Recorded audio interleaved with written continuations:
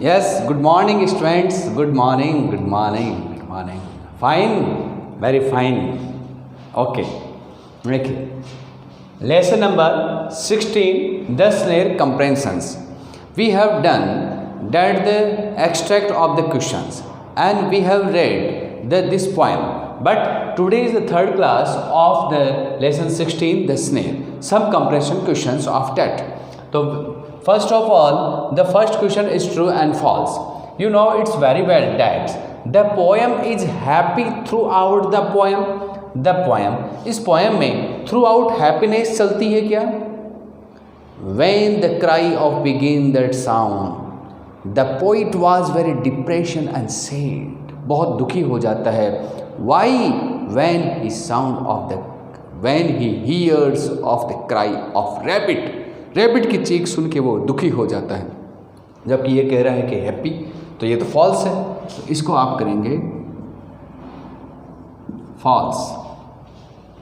फिर देखिए, the poet can recognise the sound of the rabbit when the poet was sitting towards the side but one suddenly the sounds heard of the cry of the rabbit. Rabbit की आवाज़ आती है and the poet can easily recognise of the sound. वो उसको पहचान लेता है, इसलिए ये क्या होगी?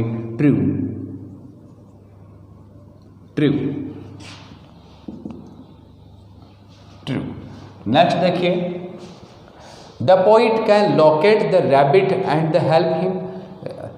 You know it's very well कि the poet did not help him. उसने उसकी सहायता नहीं करी थी.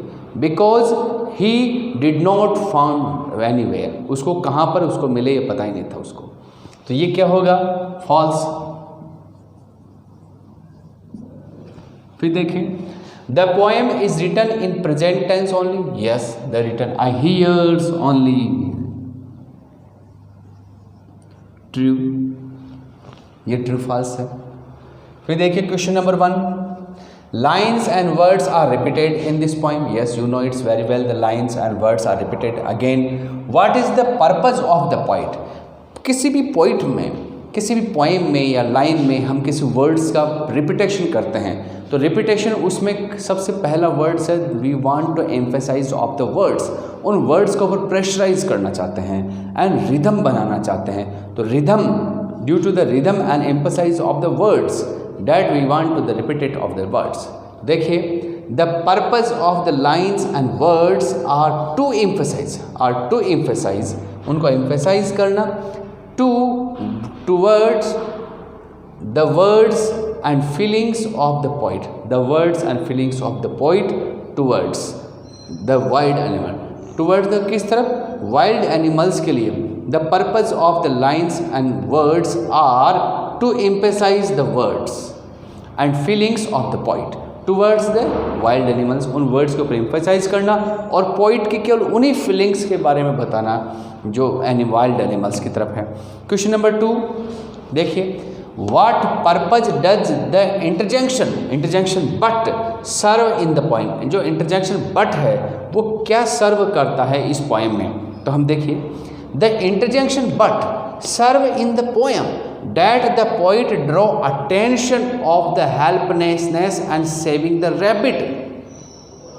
पोइट की एक तो हेल्पलेसनेस पता चलती है कि वो असहाय है, और एक सेविंग द हेल्प, उस रैबिट की जो हेल्प है वो नहीं कर पाता, उसे बचा नहीं पाता है, वो सेव नहीं कर पाता है. इस तरह से इस रैबिट के बारे में जो पोइट की फीलिंग्स है वो हमारे को एक इंटरजेक्शन अफ करते हुए हमें पता चलता है.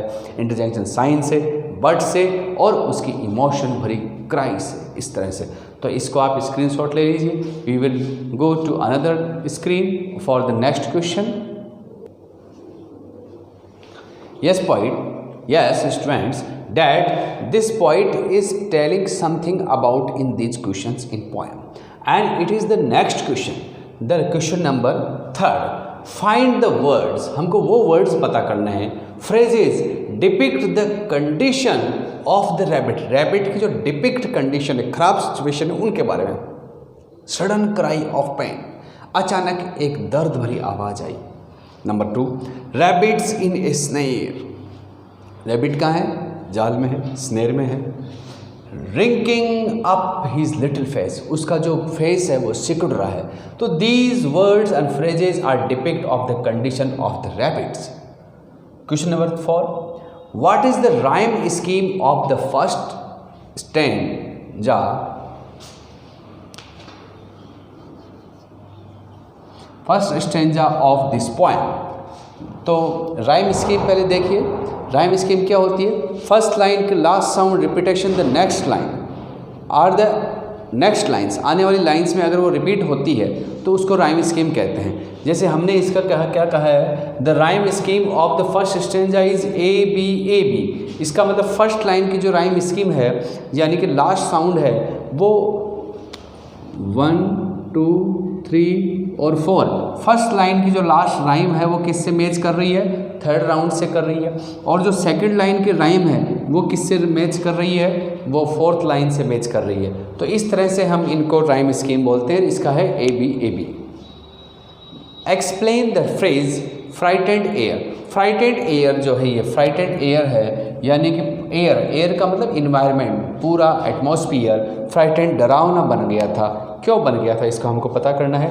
कि the phrase frightened air means that the cries of the trapped rabbit, उस ट्रैप्ड पकड़े हुए सिकंजे में पड़ गए हुए जो स्नेर के अंदर रैबिट था, are creating an atmosphere of fright. वो वहाँ पे आसपास में ऐसा इन्वायरमेंट बना रहा था कि पूरा environment creating frightened and fearful हो गया था। फ्राइट एंड फियरफुल, बहुत ही डरावना and fright and fearful atmosphere हो गया था। फिर देखिए question number 2, why is the poet searching for the rabbit. वो जो पोइट था वो why is the poet searching for the rabbit, उसको क्यों ढूंढ रहा था? अब देखिए, the poet is searching for the rabbit because he wants to help him and he want to save him. वह उसकी हेल्प करना चाहता था और उसे बचाना चाहता था। तो देखिए, the poet is searching for the rabbit because he wants to help and save the rabbit, उसको रैबिट को बचाना चाहता था एंड हेल्प करना चाहता था, इसलिए उसको बार बार क्या कर रहा था? I want to search, I am searching for, इस तरह से। But he is unable to search, वह ढूंढने में सफल नहीं होता है। Yes, our next question number 3, who is afraid and why. डरा हुआ कौन था और क्यों? इसमें देखिए, बोथ आर अफेयर्ड। रैबिट खुद भी डरा हुआ था क्योंकि ही आज केज इन द स्नेर, जाल में फंस गया। And poet is also afraid because he did not find him, वह उसको ढूंढ नहीं पा रहा था। And he hears the cry again and again, due to the cry all environment is afraid air. तो इसको देखिए, the rabbit is afraid because he is trapped in a snare, और ट्रैप्ड हो गया था, पकड़ लिया गया था। Being the cry of the rabbit, being the cry, being हमने लगा करके सेंटेंस को कनेक्ट किया है। Being the cry of the rabbit, उस रैबिट की आवाज़ से the poet also afraid because he could not help the rabbit. पहले तो वो सफल नहीं हुआ उसको। फिर देखिए, what provides unity to the poem. इसमें क्या यूनिटी का मतलब रिपीटेशन, क्या रिपीटेशन किया गया है? तो देखिए, the last line of every stanza का लास्ट लाइन प्रोवाइड्स यूनिटी बनाता है टू हिज पोएम, इस पोएम में। इट इज़ रिपीटेड, पुनरावृत्ति होती है, of first line in following stanza मतलब आने वाले नेक्स्ट स्टेंजा के भी अंदर क्या होता है? ये रिपीटेशन होता है, ये इसके था। फिर देखिए question number 5, what is the theme of the poem. इसकी थीम क्या है? इसका थीम आप जानते हैं कि he poet wants to protect and he wants to freedom for the wild animals. इनकी क्या बात करता है? वाइल्ड एनिमल्स की बात करता है। देखिए, the poet feels uneasy feel करता है, नहीं यहाँ से। The theme of the poem is the protection and freedom of wild animals, the freedom of wild animals. The poet feels uneasy when he hears the sound, यहाँ पे देखो, when he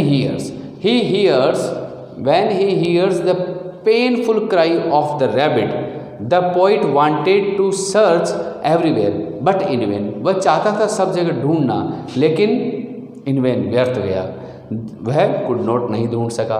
the rabbit pause trapped in a snare, और उसका जो पाँव था, पंजा था, वो स्नेर के अंदर फंस गया था।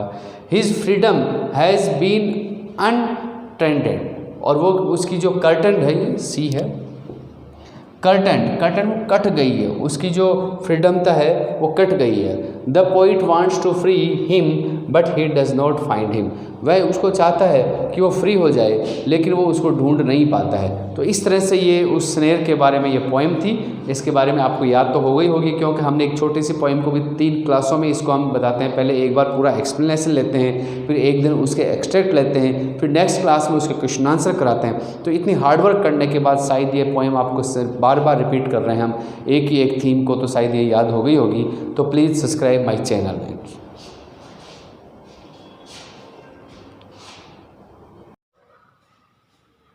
Yes students, it is our the next question number 3.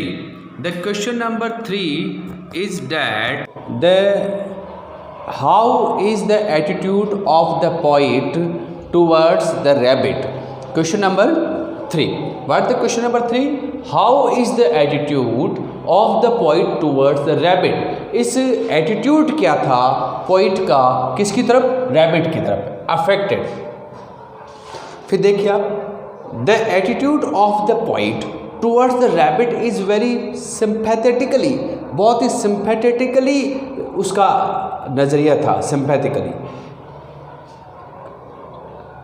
When he hears of the cry of the rabbit, when he hears of the rabbit, the poet feels very sad. Poet क्या करता है? Very sad, and he searches everywhere, उसको ढूंढता है, but in vain, वो हमेशा क्या हो जाता है? In vain, व्यर्थ हो जाता है। In vain व्यर्थ। He calls the rabbit little one. Little one means वो उसमें दिया था कि जैसे एक क्रूअल पर्सन है और एक छोटे बेबी को पकड़ लेता है और उसके क्राई आती है, उस तरह से फीलिंग्स दे रहा है, right? With affection, he wants to help and free him, feels him. Describe the universal appeal of the poem. Universal appeal क्या है? तो आपको पता है universal appeal क्या होगी? The poem has universal appeal. The poet is an animal lover. Poet कौन है? Animal lover है, and he gives a message to you that you also preserve and save and help the wild animals. The poem gives us the universal appeal that we have to save and help of the wild animals. We have to feel the cry of helplessness animals. जो helplessness animals होते हैं उनकी हमको क्या करना है? Help करनी है और उनको बचाना है। तो ये हमारे क्वेश्चंस आंसर थे इसके 10 स्नेर के। इसको आप लर्न करेंगे और लाइक करेंगे इसको, और पूरा अपने नोटबुक में राइट करने के बाद इसे लर्न करेंगे and subscribe the channel. Thank you very much.